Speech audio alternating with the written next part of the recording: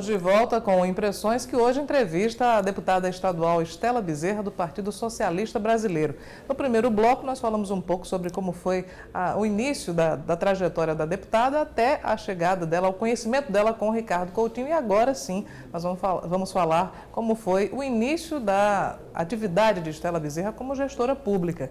E aí teve a Secretaria de Transparência, a Coordenadoria de Políticas Públicas para as Mulheres e também a Secretaria de Planejamento de João Pessoa. Como é que foi isso, deputada?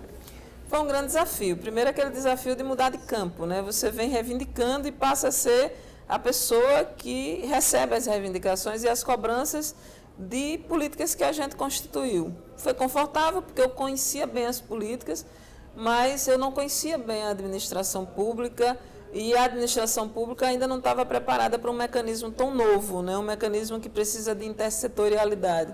Então, a primeira das missões era fazer conhecer a secretaria e sua missão para dentro do próprio governo. Isso sobre a transparência. Sobre a coordenadoria de políticas para as mulheres, porque eu começo nesse lugar. E uma meta era conseguir montar um serviço que atendesse as mulheres vítimas de violência, porque de todas as políticas que nós tínhamos, a única que não tinha um equipamento próprio, não era exercida no nosso estado, no nosso território, no nosso município, era a atenção às mulheres vítimas de violência. Na saúde você tinha um sistema de saúde, na educação tinha um sistema de educação, no trabalho ainda tinha a Secretaria de Ação Social, que foi, na época, mudado o nome e o conceito para desenvolvimento social, e nós não tínhamos absolutamente nenhum mecanismo que atendesse as mulheres vítimas de violência. À época, e ainda hoje, um dos fenômenos que mais ameaça a integridade das mulheres.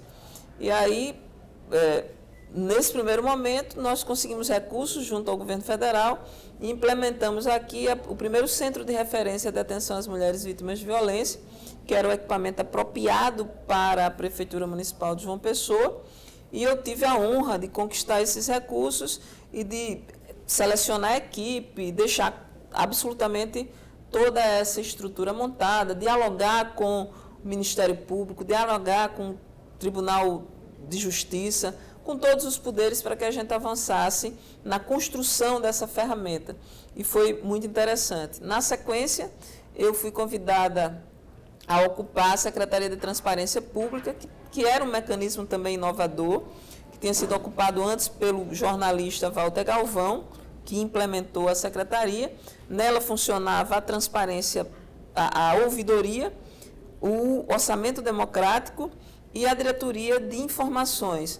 Eu tive a oportunidade de implementar o site de obras, não sei se está funcionando, recentemente eu até utilizei, mas à época nós conseguimos colocar online um sistema de informação onde você, por cada área, setor orçamentário da cidade, acessava qual era a obra que estava sendo construída, qual era o valor dela, qual era a empresa, em quanto tempo ela ia ser executada e ainda em que fórum ela apareceu, se na prefeitura, se na Câmara dos Vereadores ou se ela tinha sido uma demanda do orçamento democrático. Então você tinha uma visão de quanto o governo estava, quanto a prefeitura estava investido e qual era o andamento das obras, que é um mecanismo importante. A ouvidoria e o orçamento democrático já funcionava adequadamente e eu só reforcei, respondendo inclusive pelo orçamento democrático durante mais ou menos um ano.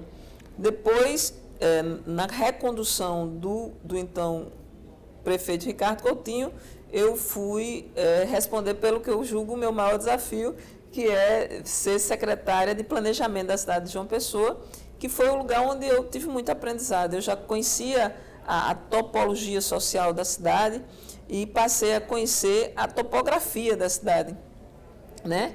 E essa cidade generosa, onde a natureza é extremamente generosa, eu comecei a ver as discrepâncias sociais dentro de sua estrutura e a trabalhar para que essas distâncias fossem diminuídas, que esse era basicamente o foco da atuação do governador Ricardo Coutinho, tornar a cidade uma cidade moderna, bem equipada, bem estruturada e diminuir as desigualdades sociais que nela estavam inscritas. À época da sua chegada na Secretaria de Planejamento, se comentou que a intenção do então prefeito Ricardo Coutinho era fazê-la passear pelas diversas áreas, prepará-la melhor para ser candidata a prefeita de João Pessoa, o que acabaria acontecendo pouco tempo depois. Existia realmente esse plano ou foi uma coisa que foi decidida depois? Não, foi uma coisa espontânea. Ricardo sempre teve uma visão de fazer com que a equipe conseguisse transitar. Ele continua com esse perfil. Tem alguns secretários, se você observar, algumas pessoas que acompanham ele há muito tempo, que mudou, né, de secretaria, mudou de locus da gestão pública. No meu caso, eu acho que o meu perfil ajudou muito. Eu sempre fui considerado meio coringa, onde você colocar no jogo mais ou menos funciona bem. Então, o Ricardo, reconhecendo esse talento, me potencializou, me deu a condição e me qualificou como gestora mesmo. Não era uma coisa que tinha uma predisposição a me preparar a ser candidata, não. A candidatura, ela surgiu espontaneamente dentro de uma conjuntura muito específica. Não foi um propósito, apenas quando eu entrei na gestão pública, eu fui revelando alguns talentos, fui tendo esse reconhecimento, foram me dadas novas missões e eu fui encarando como desafios benéficos. Até esse ponto, a CEPLAN havia sido o seu maior desafio. E aí veio uma campanha, um cenário bastante turbulento. E como é que foi isso?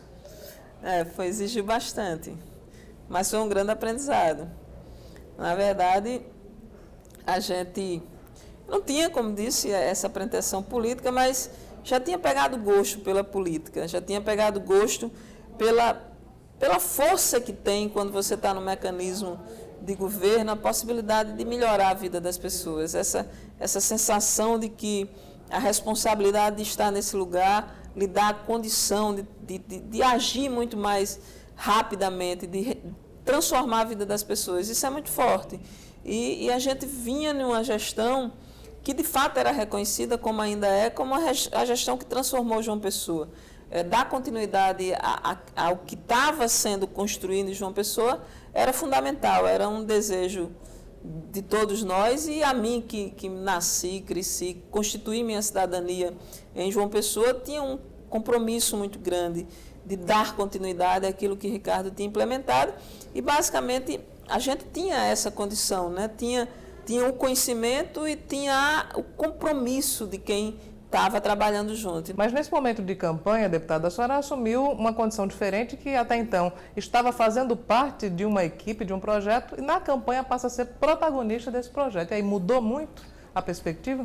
Muda sim, muda porque você passa a simbolizar o projeto e a disputa eleitoral. E era uma disputa eleitoral muito acirrada, né?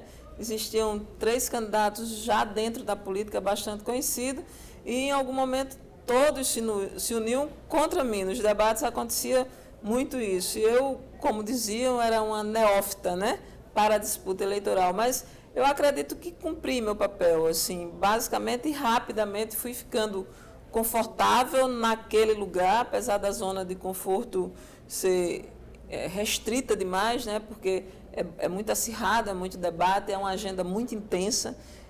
E eu tive que aprender rapidamente muitas coisas e responder rapidamente. Agora, tinha uma coisa muito favorável.